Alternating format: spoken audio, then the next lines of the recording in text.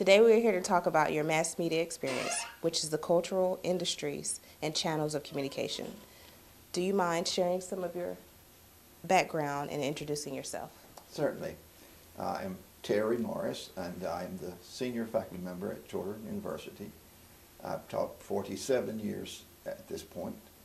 Married to Janet White Morris, 43 years. We have 3 children, 2 girls and a boy. One of our granddaughters is a student at Shorter, a senior, Hannah Fowler.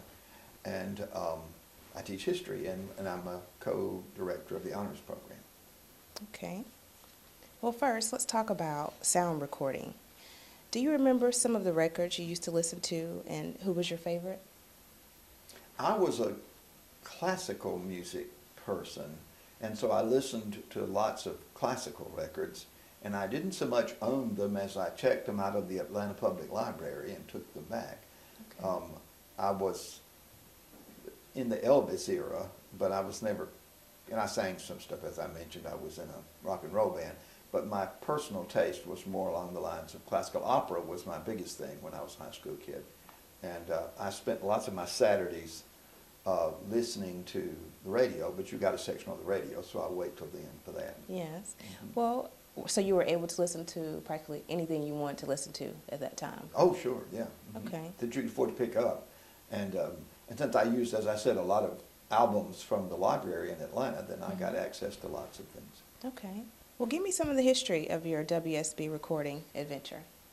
When I made the record, you mean? Yes. Yeah, I was in Smyrna, and we drove down to WSB in the afternoon and stayed for hours, just hours and hours, recording 5 or 6 songs. It was what was called an EP album, extended play. There were musicians from Nashville and that provided some of the backup to it. And we made the album, and then we did a couple of things where we sang in various places trying to push it, but it never went anywhere. It was a lot of fun doing it, though. Okay. And that was the end of my recording career. Okay, so you said you grew up in the Elvis era. Yeah, the Elvis So that was era, the that's right. influential music that you listened to. Any other artists that you could think of? No, not much. Mm-mm. Okay. I mean, I heard lots of others, but they don't stick out in my mind. When I hear them now, you know, I recognize, oh yeah, that was something I listened to in my childhood, you know, that kind of thing. So in your childhood, what did your parents think about the music you listened to? Were they? Oh, they thought rock and roll was terrible, of course. Okay. It was bad. And that generally included racist kind of comments as well, because so many of the artists who were doing popular music were black. Okay. And so that would add, given the racism of the South in that day, that's what you'd get out of the parents. Okay. Yeah. Well, let's move to the radio experience. All right. What do you remember about radio and the kinds of programs you listened to? For example, entertainment, music, talks, and things of that nature. Right. When I was quite young, I listened to The Lone Ranger, yes. And I had to go to the hospital and have a surgical procedure. And I remember my mother putting a pillow phone under the pillow in the hospital bed where I was, so I could hear that episode of the Lone Ranger. And as I said, I listened to the opera on Saturday mornings. I remember doing that. Not too many others. I miss most. I'm not quite old enough for most of the very famous radio shows. Okay. I later saw the television versions of things like George Burns and Gracie Allen and Amos and Andy and things like that. Okay. But I was not quite old enough to catch that. And I missed The Shadow too, strangely enough. The Shadow was do you know about that? No, I do not. Tell me very about popular radio show, and The Shadow was a crime fighter. Okay. And the radio would say, and who knows, the shadow knows, and all very mysterious sounding. It's very popular. But I missed out on that one too. That was a little bit before my time. Okay. Now, do you remember any of the, I know you said Saturday mornings you listened to it. Do you remember any Saturday other? afternoon was the opera. Afternoon? Okay. Yes, just like it's still there. It still comes on every Saturday. With the Mets in season, the Met broadcast come in the afternoon, and I grew up listening to that. Okay. Okay. So what do you remember about early radio commercials? Nothing really. Okay. I've done research on radio, and so from my research, I know a lot of them were aimed toward women, and they were soap companies, and so that led to the genre called soap operas. As I bet you've run into that. Yeah, and so I did some graduate school research on soap operas and what their programming was and that sort of thing. Okay. But really, myself, I don't recall commercials. Okay. What about the public concern about radio commercials? Did you hear anything about that? No? Never did. Okay. Mm-hmm. No. What about the educational radio programs? There weren't any when I was quite small. Really? No, there was nothing along that line. Okay. There were some, as I think I mentioned, I remember hearing Leonard Bernstein, and it was a program called Music for Children or Children's Music or some such thing. Okay. And but I think I was in high school before that came along, and now you got to wait until the '60s to get to much in the way of public television and educational television per se. Okay. Education for entertainment for children was strictly, just like cartoons on television, it was Yes. strictly, just for profit. It was not for educational purposes. Okay, I understand that. Got to wait till you get Sesame Street. Yes. Now, as far as listening to the radio, did you ever have any technical issues with the radio? By the time I came along, radio was a set deal. The only problem you ran into is that radios would break and the tubes would run out, and then you'd start figuring out how to, just like with televisions, and you'd start figuring out how to replace the tubes and get the, get the thing going. But no, this is a little bit late for the sets. It was so primitive that you had a hard time getting a signal. It's more like in the 20s than when I came along. Okay. So you were in the area of FM radio, so that was becoming available. No, it was more likely AM. Okay, still AM. But AM and FM was there too, but most stations I would listen to, I probably, let me see, no, I think it was AM. It's now WABE, but it was the precursor to that, and I think it had an AM and later on an FM both, but both of those were available, Okay. and you could get either one on your radio, but there was no problem with signaling particularly. The television was where you had a problem with your signal, because it was hard to get a good signal with television. Okay. Now, did you notice a change in the FM versus AM? Did it make much of a change as far as what you listen to? I wouldn't have noticed it. Okay. It just that, like I said, FM would have had stations that you wouldn't have gotten on AM. Okay. That'd be the only thing. Any good or bad memories about No. listening to the radio? Oh, no, I enjoyed the radio a lot. Still Okay. do. Okay. I hear a lot more radio than television. Yes. Okay. Well, I am curious to know what it was like when TV became available. Okay. My family acquired a television fairly early, and in fact, one of my earliest memories watching television was the 1953 political conventions, the Republicans and the Democrats. And the preacher in our church lived across the street, and he came down to the house, and he and I, nobody else, watched the programs. I was 11, I think, at the time. Okay. And I remember when they had in those days, the first round of nominations was the favorite son round. And so every state nominated somebody from the state to be president. I mean, it was just what you did. And Walter F. George was senator at the time, and so I remember how big thrilled I was that George had been nominated. I didn't realize it was all a charade. I didn't have a clue at 11 what was going on. But Mr. Duke and I were talking about Howdy Doody and those children's television programs. I was a little bit too old for them, but my siblings watched them, and so I remember that for their reasons. Okay. And then we watched, we watched sitcom kind of things that came along, the Lucy Show and things like that. Yeah. Yes, I remember that. Yeah.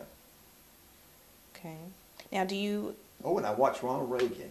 Okay. Yeah, Ronald Reagan hosted something called the 20 Mule Team Borax Hour, and it was a half-hour show that was westerns, because he was a western actor, as you probably know. he was an actor before. Yeah, yes. And a B-grade movie type actor, and so, but this he was just the MC for, and he was the I remember that was a show I enjoyed. Okay, okay. Do you think there was any factors in purchasing, your family purchasing a TV?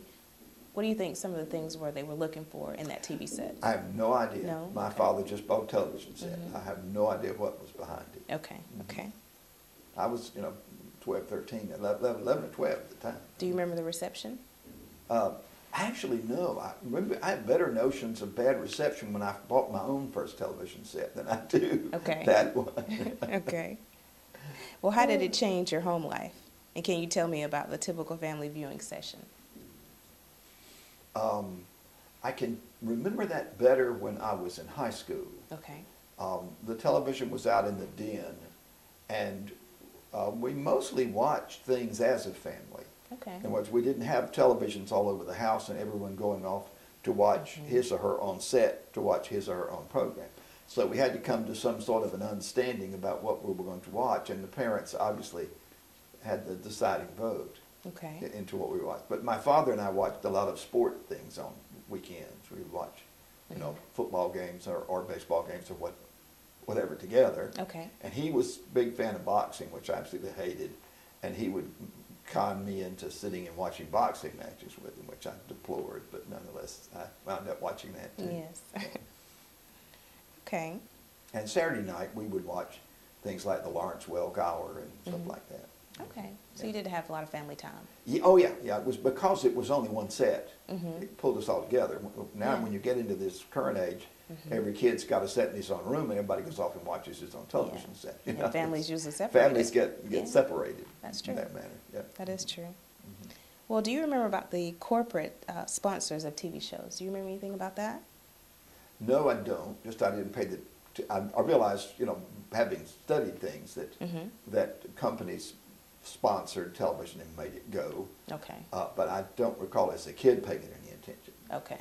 No quiz show scandals or 30-second I TV? remember the quiz too, and I was quite shocked that that had occurred. And I watched those quiz shows, but it was just one of those things. There were lots of shocking things, and that was one of them. Well, can you tell me about the quiz shows? Well, it's just that this guy it was the $50,000 question, $100,000, some huge amount of money Okay. anyway. And he kept winning and winning, and we came to discover that they'd been feeding him answers. Oh, I And see. that's how he was able to win, is because Okay. they were giving him the answers. And so that's what made it a scandal. Is that, everybody, the audience thought this guy was this remarkably brilliant guy who was answering all these questions, and he was being cribbed ahead by so he'd keep winning to keep the audience there. But the audience, you see, was drawn to this because he kept winning. So to make Yes. him keep winning, they helped him out. You think that they do that a lot now? I have Some no of idea these- what happens now. Yeah. Couldn't possibly tell you that. Okay. Well, based on your experience, how do you compare it with the experience of television now? I know you talked about how the family is separated. Oh, television now. Well, because I don't watch a lot of television now. Okay. But I guess my thought is that there's everything in the world you could want, and we had 2 or 3 channels, and they were all the major network channels, and so you had what they had. One thing you haven't asked me about that is kind of interesting is the development of national news broadcasts. Okay. There were 2 major ones. It was Huntley and Brinkley, and then there was Walter Cronkite. Okay. And this would have been in the 60s, and I think, and maybe even into the early 70s. And a huge audience, I don't know how big, but an enormous audience, watched one or the other. You couldn't watch both because you had no way of, nowadays you can just record stuff and watch it later. But you couldn't do that, unless you had 2 television sets that you could watch together. You watched one of them or the other one. Or you might watch one night and another the next night. But all over the country, everyone was watching this news, and it had a tremendous impact upon events. In the Vietnam War, Walter Cronkite was a supporter of the war when it first started. And after the Tet Offensive, when we suffered a tremendous setback, or seemed to have suffered a tremendous setback anyway, Walter Cronkite began to be critical in his news broadcasts of the continuation of the war. And Lyndon Johnson is recorded as having said he had lost Walter, and that was really bad for the future of the prospects of the war. because Cronkite's influence on the country was so strong. He was sort of a fatherly, if not grandfatherly figure, and there was a Yes. huge trust in the man and his integrity. And if he supported the war, then that would have lent supporting it. But if he had turned against it, that was not good. Okay. So the power of television, I think, was beginning to be felt. Yes. Mhm. Still is, it is. Yeah. Okay, well, let's talk about a little bit about your movie-going experience. Oh, okay. Tell me about your favorite films growing up and what you liked about them. Do you remember films?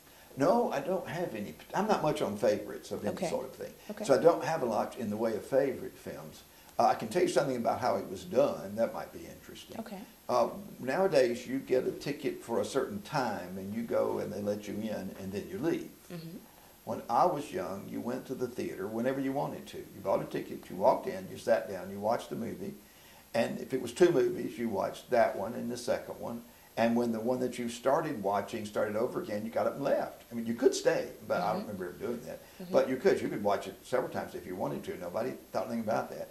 But people would, so it was really strange. You would come in the middle of the movie and watch it to the end, and then maybe they'd be, like on Saturday, they always ran 2 movies. And they had newsreels and they had cartoons. So you watch the newsreels and the cartoons and the 2 movies. And then when you got to the place where you entered, in other words, you got to the end of the story, because you've seen how it began. It's really weird. You would think you'd want to come in at the beginning so you could see the whole development, but it didn't necessarily work that way. Then you get up and you leave. Okay. And that was the whole newsreel thing is was very popular. I have a video that I used for history teaching for years that was just collections of newsreels from old movies. And it started when the earliest newsreels began, and it went all the way up to the mid-50s, early 60s when they stopped making newsreels. Okay. And right near the end of that whole thing, people would go to theaters that were specially dedicated to old newsreels and watch the newsreels. They're really fascinating to look at because they were very interesting. So do you think that those films were influential to people? Oh, at the time they were. You don't have 24/7 news. And so, for example, during World War II, you could get footage of battles. And it would be a couple of days late. It would be after the battle because you'd have to make it and ship it over here. But you could actually see campaigns that were going on in the Navy and the Army and everything else. And people, of course, in that period were awfully interested in what was happening because they had loved ones, there. And so the movies would show these kind of things, and that was a very much important kind of news. There's a family story that my wife tells. When she was young, she had an uncle, no, a cousin who was the Grand Dragon of the Ku Klux Klan. And my grandmother, her mother, my mother-in-law, was really embarrassed about cousin, whatever his name was. And so on one occasion, on the newsreel, they showed a film of the Ku Klux Klan and Stone Mountain burning across, and there was my wife's second cousin up burning the cross, And my mother-in-law was so embarrassed that people in Rome, Georgia were seeing this that she got up and dragged them out of the theater and wouldn't let them stay. Like they all knew that was her cousin, which of course nobody did. Of course. Yes. Oh, he was quite a scoundrel. Oh, okay. Well, do you have any other things you'd like to share with us about mass media and your experience? No, well, my wife's comment was pretty good. She said it wouldn't take us long because there wasn't much mass media when I was coming along. Okay. And I guess that's really true. Radio and television, and then newspapers would be, would be growing up in Atlanta. We had the Journal-Constitution, one or the other, and I'm sure I wasn't here in Rome, but the Rome News was being published then. Most every city had newspapers. In fact, there were many, many more newspapers than there are now, as I'm sure you're aware, since newspapers are finding it very difficult to justify their existence anymore, I'm afraid. Yeah. But that was it. And now there's just so much more, almost too much more in a way. The volume of information that comes at us is, it's just daunting if you think about it. And there's running on PBS right now. There's there's a series that they've been doing, a 6-hour, 8-hour series on Prohibition era. I've recorded it, but I haven't had a chance to look at it yet. But it's all that much information that anybody that's interested in that period can get access to. And you know good and well, the next thing that comes out is the DVD of the Prohibition series. That's true. That goes into libraries and video collections and can be used in classrooms, and there's so much information. You know, Shorter is now in this Films on Demand series. Do you know about that? No, I didn't. Yeah, you can go into the library and find in our stuff, and I use them for classes a lot. They're quite well done. There's just tons of stuff out there that's available, and through all other sorts. The quantity is just daunting now. Okay. By comparison to when I was small. Okay. Well, Dr. Morris, I want to thank you for coming out. Well, thank you for asking me. Okay. And this concludes our interview with Mass Media and Your Experience.